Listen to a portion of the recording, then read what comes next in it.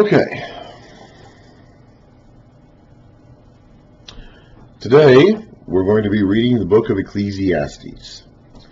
This is the second book attributed to Solomon in the Scriptures.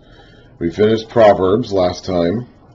We'll do Song of Solomon next. I have no idea what order he actually wrote these things in. It seems like Proverbs was written or compiled, or at least he produced those Proverbs earlier in his life. And Ecclesiastes is written near the end of his life, and who knows when he wrote Song of Solomon. Scriptures say he wrote thousands of songs. The only one that we have a couple of psalms. There's a couple of songs that have his name attached to them. But besides those, the only song of his we have is the Song of Solomon, Solomon's Song of Songs, or Solomon's Finest Song. And I have no idea when he would have written that. We'll get to that next time. Today we're reading Ecclesiastes.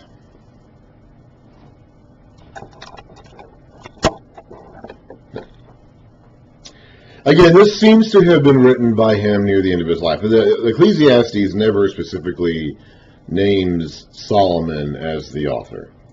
But the profile of the person speaking in the book, this character called the teacher, definitely fits the profile we have of Solomon in the rest of Scripture. He was a king in Jerusalem, a very successful, prosperous king. He was wise, he sought wisdom, and he had a wide range of life experiences. So the profile, and of course it's attributed to Solomon traditionally, the profile fits Solomon. There really isn't any reason.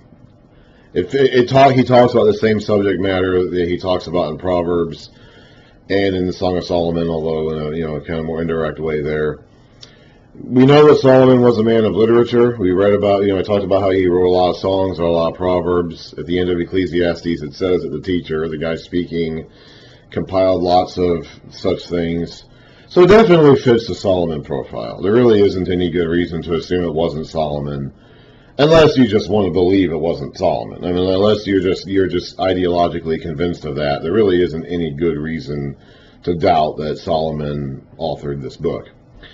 There are technically two speakers in the book of Ecclesiastes. There is the main speaker who speaks practically everything, the teacher.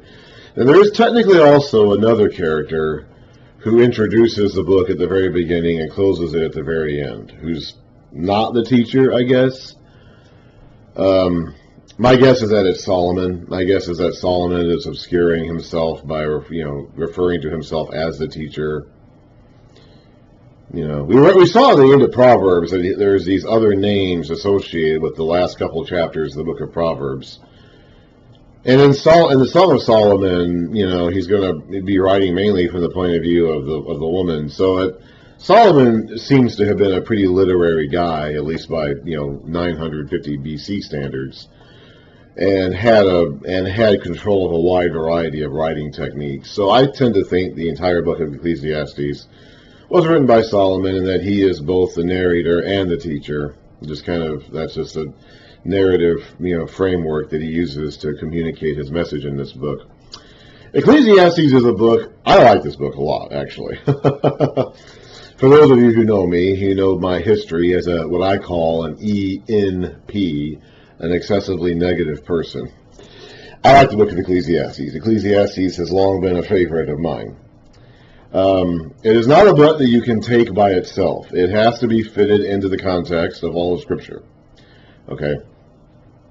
This is another one of those wisdom books. It goes along with Proverbs and along with Job, and it's going to talk about a lot of the same material that Proverbs and Job talks about. You can kind of see it as another entry in that. In fact, I've already done my reading of the book of Job, but after we get through Ecclesiastes, I think it would be a good idea for my listeners to go back to the book of Job again, because Proverbs, Ecclesiastes, and Job kind of all have, all talk about the same basic stuff and all kind of provide another level of nuance and understanding in the way that we need to approach life, just as we live on earth in these bodies, in this flesh, under the sun, as Ecclesiastes is going to say, and how we go about the circumstances that we find in life, whether they're just or unjust, fair or unfair, wicked or righteous, or whatever we encounter. And these, Ecclesiastes in particular is written a lot from a human perspective. It does have a godly perspective in it. But the main point of view in Ecclesiastes is going to be a very human perspective, a very down on earth, under the sun perspective, as we see life, as we experience life under the sun. Of course, God is above the sun. He's in the heavens, okay? So it's like this under the sun terminology that Ecclesiastes mentions is a way to communicate the idea that this is how humans think. This is a human perspective. So this book is a very humanistic book, by Scripture standards. There is a godly perspective in it, but the main perspective throughout Ecclesiastes is a human observing human activities and coming up with conclusions based on that. So we need to be careful not to take any of I said about Proverbs, when I went through Proverbs, I said we need to be careful not to take any of these little proverbs, these little two-line sayings or whatever, even the longer ones. Some of them were a little bit longer than that. We can't take any of those as an end-all, be-all instruction on life, okay? None of those proverbs were 100% applicable to every situation we're going to find ourselves in life. And that's the same thing with Ecclesiastes, okay? We can't take any of the teachings we find in Ecclesiastes and make that a definitive statement about life, or about God, or about how God has designed life, or how we've lived our lives under the knowledge of that design. Like, all these things have to be taken in context. There's a lot of good stuff in Ecclesiastes, and if we read it correctly, it'll help us get the right perspective on our lives and in our work that we do in our lives. But we can't allow ourselves to take anything that we read in Ecclesiastes as being the end word on any given matter. This is true for Ecclesiastes. It will be more true for Song of Solomon. There is some poetic language in here. Okay, a lot of it's pretty straightforward. A lot of Ecclesiastes is pretty straightforward, but there is some poetic language in here which can be somewhat difficult to understand or interpret. Remember, this is poetic language as used in the 900s BC in Israel. Okay, so it's not poetic language as used by William Shakespeare, or poetic language as we use by the 20th century poets, or even today. Okay, it's poetic language from the perspective of a highly literary man, king, who had access to all the wisdom and literature of his era in the mid-900s BC on the other side of the world. Okay, it's like that's the poetic language used here. For the most part, it's pretty straightforward. It's not going to be as difficult to follow as some of the poetic language we're going to be reading in the books to come. Song of Solomon is next, and it's going to be harder. It's a song, and it's full of imagery and symbolism and all kinds of things. And to the degree that I'm not even going to pretend that I'm really that qualified to talk about Song of Solomon. And later in the prophets, we'll read a lot about this too. And so it's not going to be a really big deal here in Ecclesiastes, but just keep in mind that we're going to be entering this territory. A lot of Ecclesiastes is pretty straightforward, but we are entering this territory now, and we're going to be seeing this more as time goes on, of these poetic language expressions that they understood in ancient Israel that may not be apparent to us today because we don't live in ancient Israel. And we have a culture and a society that's very, very different than that. So just keep that in mind.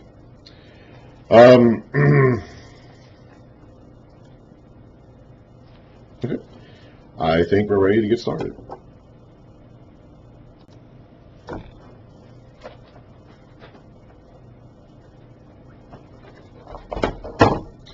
Okay. I'm going to try to read through the entire book of Ecclesiastes today. It's only 12 chapters long. It's not that long. Most of the books I've read so far in the scriptures, except for Ruth, have been too long to get through in one day's worth of videos. But Ecclesiastes and the Song of Solomon should be very doable.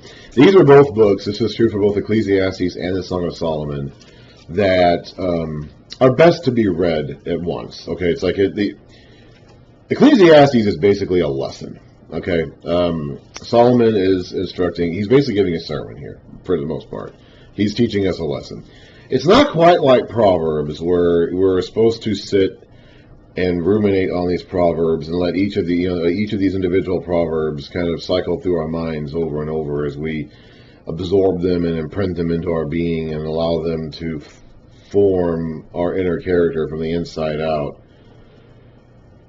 Ecclesiastes isn't that way. Ecclesiastes is basically an instruction. An old man presumably an old man, he talks like an old man, is basically giving a lesson to someone who's not as old as he is.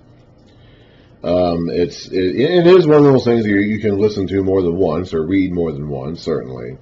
But it's not one of those sorts, like the law. When we read the law, for example, when we read the Torah, when we read Moses' instructions, and we read the repetition of it, how he just a lot of times said the same things over and over again.